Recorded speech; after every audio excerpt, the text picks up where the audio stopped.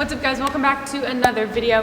Today we got a unilateral session. So we're starting off with some low-level plyos, working our way into unilateral strength and jump training. So hopefully you guys enjoy this. If you do, please give it a thumbs up. Subscribe to the channel. We post new videos every Tuesdays and Thursdays, so make sure you subscribe to catch all of them. Hope you guys like it. We are starting off with mobility. Lately we haven't been starting off with mobility, so we're getting fancy for you today. We're doing a pigeon. Because we're sore. We're doing pigeon to hip flexor. So you're gonna start in pigeon, or our variation of pigeon, the unflexible kind. And then from this, you're gonna drive your back leg forward, swing it around, get into a hip flexor, push forward, hold for a sec, and then reverse it. You're gonna do this a couple times each side. Hold it at each position for a little bit. Just make sure you really feel it. Drive your hips through as much as you can. You want to mobilize everything, especially before we start doing some jump training. And it's very important that we don't have tightness throughout our hips if we want to be able to jump at our max. Number 2 for mobility, we're going a half kneeling windmill. So inside knee up towards the wall. You're going to be rotating towards the wall without actually touching the wall. So make sure you twist through your core, open up your chest, open up your back. Try not to let that knee come inside at all, right? Keep it up against the wall as much as you can. Work on that hip strength right there. Make sure you get both sides. Final thing, mobility, we're doing moving or walking world's greatest. So you're gonna take a step, get into world's greatest, stand all the way tall, other side, world's greatest. You're just gonna keep going forever. Not really. This is the workout. Starting off, we're hitting some plyometrics to start, just a little bit, low level stuff, just to kind of get the body going. So starting off with pogos, because duh. So we're going double leg, single leg, and alternating.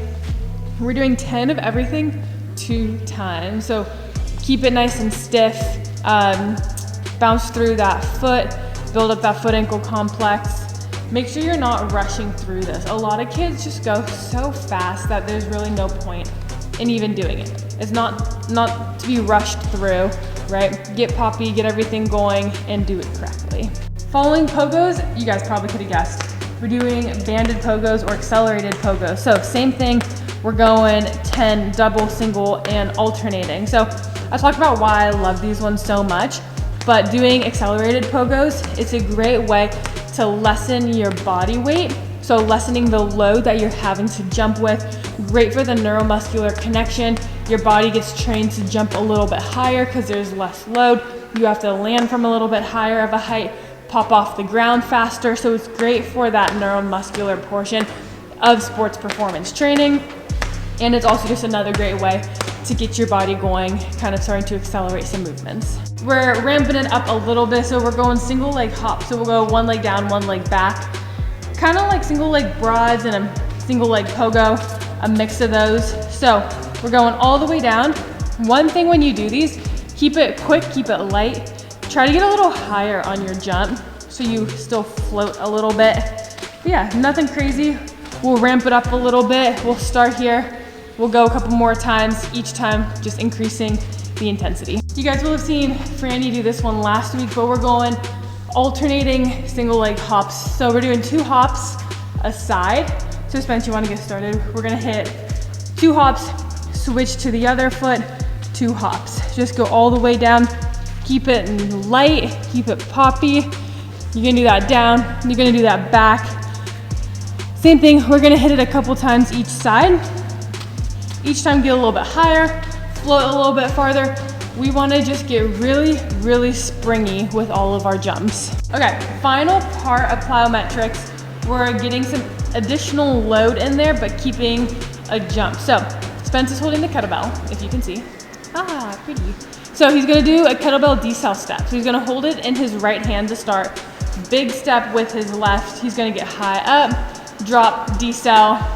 You wanna demo some of my explanation's poor here, as you guys saw. So big step, you're gonna decel. You need to be able to decelerate with load, right? In sports, The forces that we are trying to decel are really, really high. They're at fast speed, so we have to be good at deceleration.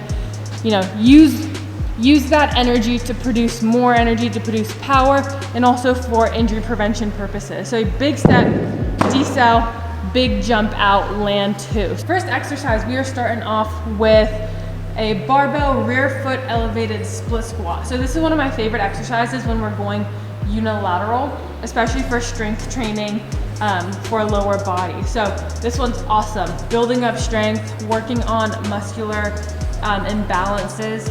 Doing unilateral stuff is a great way to do that, right? You work each leg individually. So this one also calls for a lot of stability. Big part of it, you want to make sure your knee does not track in. So actively be squeezing your butt, drive your knee out, slow controlled squeeze your core, and best of luck. Following that, we got a power exercise. So a jump, starting off double leg, you're gonna land 1, jump, jump, land 2. Don't get stuck on the ground, try to be explosive, be springy, try to float. Do 1 landing on each side first, right? So this kind of builds in some power production, deceleration, all of it together. And unilateral. Series 2. This is currently one of my favorite exercises. We're doing a single leg dumbbell hip thrust. So you're gonna situate yourself back on the box, pivot off the back, 1 foot up in the air, 1 foot on the box, drive through your heel. You're gonna dip your hips down, drive them up as high as you possibly can. Hold it for a sec, slow on the way down.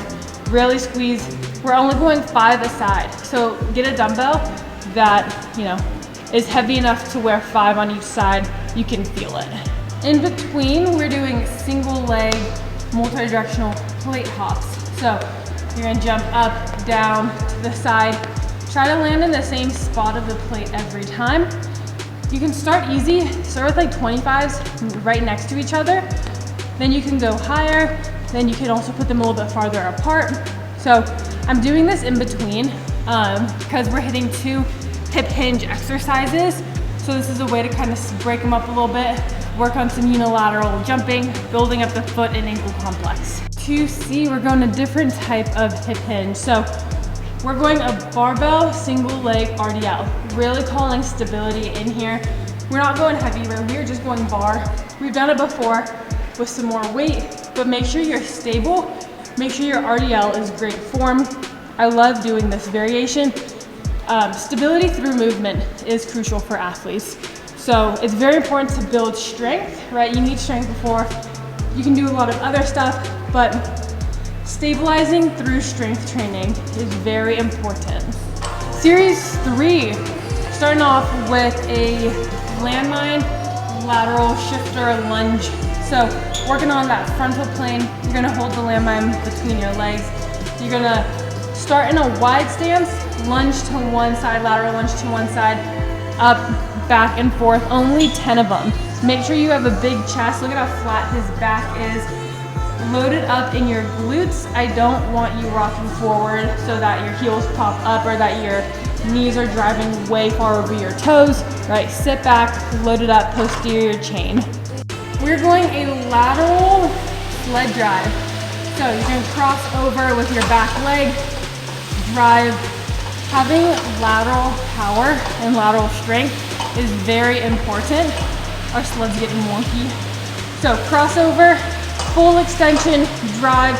Make sure you hit both sides. Having this ability to produce force in that frontal plane is very important, especially for change of direction. Going from one thing to a sprint, for example, being able to fire it up. This plane of movement, right in the frontal plane, it needs a lot of training because it often is forgotten. Once again, we are comboing these with power. So we're doing a single leg box squat. You're gonna go down, tap the ground. That's a low squat. Tap the box, jump up off of 1, land on 2. Don't get stuck at the bottom. Tap and go as fast as you can.